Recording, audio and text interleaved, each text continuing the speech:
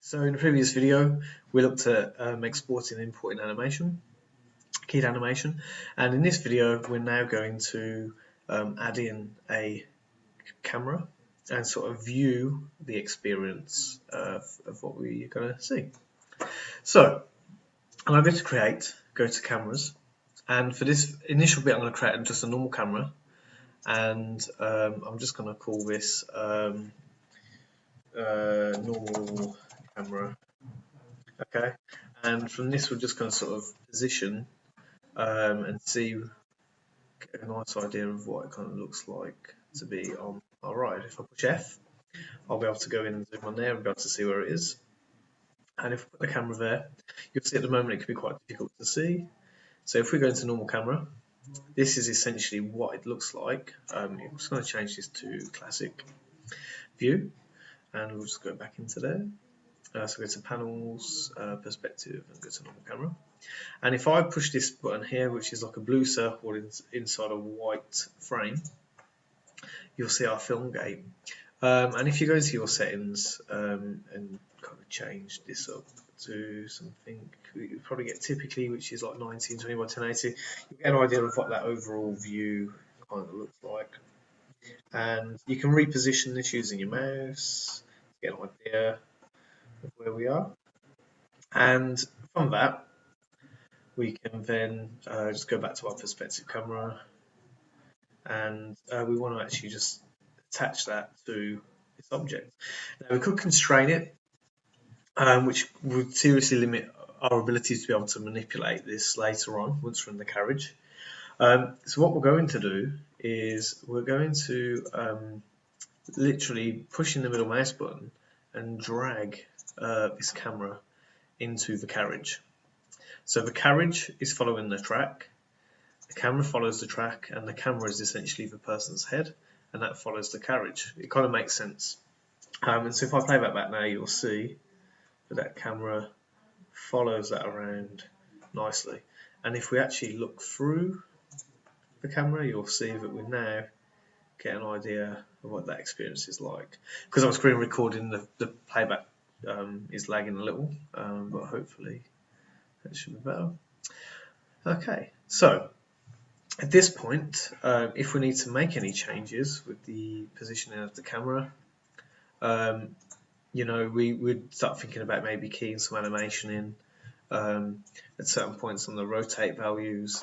So I don't know, let's just go halfway, and let's say as we come in and we go round, let's say before we go around here, I actually want to turn and look right. So just as we come in, so if I keyframe from here, so if I push, rather than pushing S, which is going to keyframe all these different parts, we just want to focus on the rotate. So if we just sort of go back to perspective view, we can then just get an idea of what it looks like. And on rotate Y, I'm just going to right click and go key selected. Then at 100, I'm just going to make a sort of turn. Okay, I don't know, yeah, about 30 degrees. Okay, I'm going to right click on here again and go down to key selected.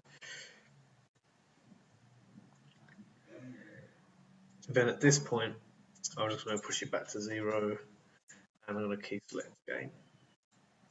So if I go back to the normal camera now and we play back, you'll see that it's going to happen really quickly, I think. So it's probably not going to be the best. There we go. We'll let it play blueprint again. But you'll see. Yeah, it's okay. We'll try once more. There we go. So it is a little bit quick and probably spend a little bit more time playing with that. And obviously with a longer timeline, we can be a bit more subtle with how that kind of happens. But obviously there you go, there's a look. And it's just that it's kind of snapped back into position there as the carriage comes back around. That happens really quickly. So this is all good, but we actually are making this for a sort of VR kind of experience in sort of Google Glass and so on. So we actually need to create a stereoscopic camera. So we're going to keep that one there as our reference point. And we've got these values that we can use as well to align our new camera up. But if we go to create and go to cameras and go to stereo camera, should appear in the middle. If you find that your camera's really small, just put the scale up. I know we're working in meters on the actual scenes that you're working on, so you'll probably need to take your cameras to like scale them to 50, which should give you quite a nice visible icon on the screen. So as we bring that across, okay, roughly into the right same position, we'll take it back a little bit, and we're looking ready to go. So again, with this camera now, we're just going to drag that stereo camera in. Okay, and if we look through that stereo camera, you'll see that we can now see within there. We can turn on some shading.